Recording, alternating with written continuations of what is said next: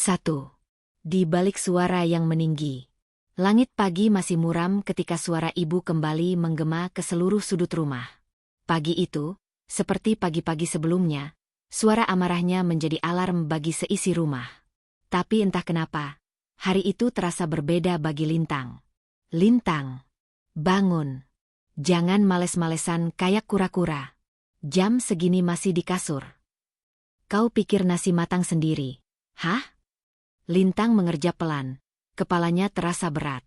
Suara ibu memang biasa membangunkannya. Tapi pagi ini suara itu menggigit lebih tajam dari biasanya. Iya, Bu, sebentar, katanya pelan. Namun jawaban itu malah menyulut bara. Sebentar, kau pikir waktu bisa kau tahan? Bangun sekarang atau ibu siram kamu pakai air. Lintang pun terpaksa bangkit. Kakinya terasa berat seperti ditarik beban tak kasat mata.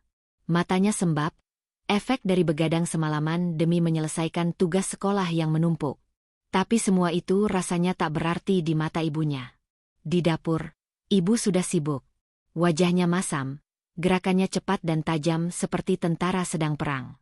Ambil sapu, bersihkan halaman. Jangan jadi anak pemalas. Mau besar jadi apa kalau kerjaannya tidur doang? Lintang tak menjawab. Ia mengambil sapu lidi dan melangkah keluar. Di halaman, sinar matahari mulai menyembul, memantul pada dedaunan basah sisa hujan semalam.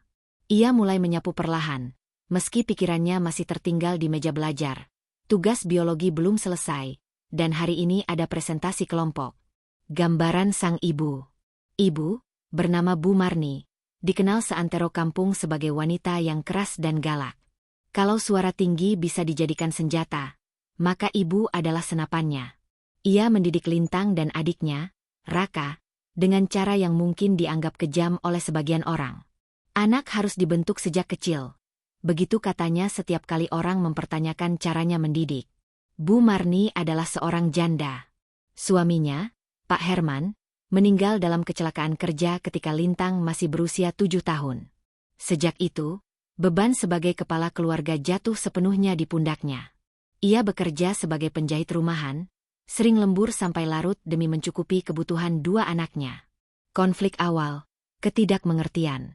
Usai menyapu halaman, Lintang masuk dengan peluh membasahi pelipis.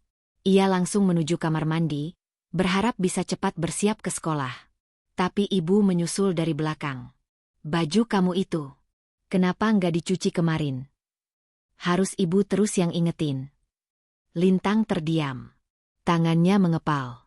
Hari-hari seperti ini membuatnya ingin berteriak balik. Tapi ia tahu, membalas hanya akan memperpanjang peperangan. Maaf, Bu, kemarin Lintang ngerjain tugas sampai malam. Alasan. Tugas bukan buat dijadiin tameng malas. Ibu juga capek kerja seharian. Tapi ibu nggak pernah bilang capek. Dan di sanalah luka itu menganga. Lintang tidak berani menatap mata ibunya. Ia tahu, mungkin ibunya memang lelah. Tapi ia pun lelah. Ia juga berjuang. Namun suaranya selalu kalah dengan suara tinggi itu. Rasanya tak pernah ada ruang untuk menjelaskan atau sekadar dimengerti. Sekolah, ruang pelarian. Di sekolah, Lintang tampak lebih tenang. Ia bukan siswa yang menonjol, tapi dikenal cerdas dan ramah. Sahabat dekatnya, Tari, selalu bisa menebak suasana hati Lintang dari cara ia menatap jendela kelas. Ibumu galak lagi?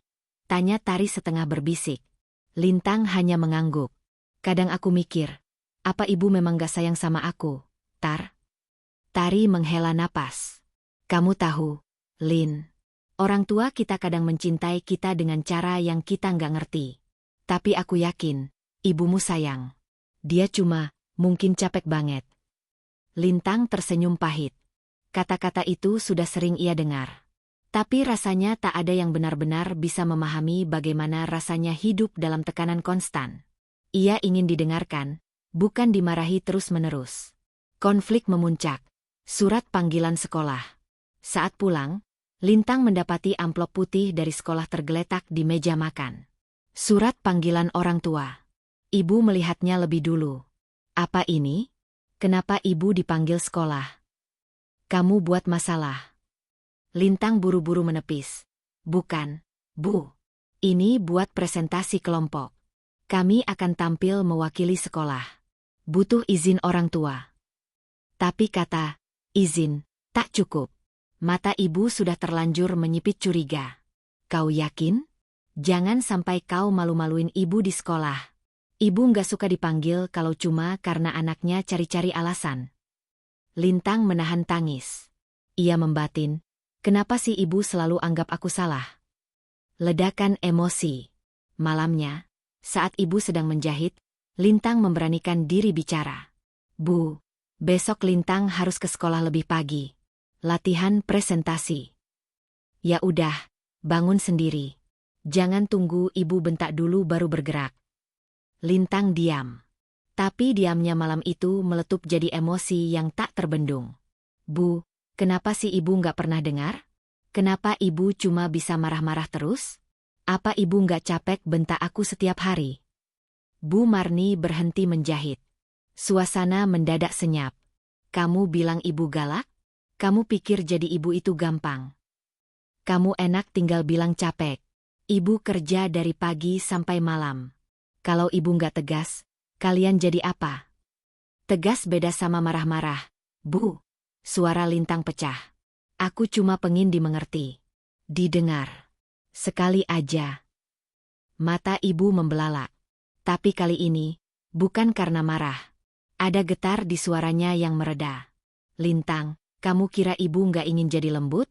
Kamu kira ibu suka bentak kalian? Tapi kalau ibu lembek, siapa yang jaga kalian? Siapa yang jamin kalian bisa kuat di dunia yang lebih kejam dari suara ibu? Lintang menunduk. Air matanya mengalir.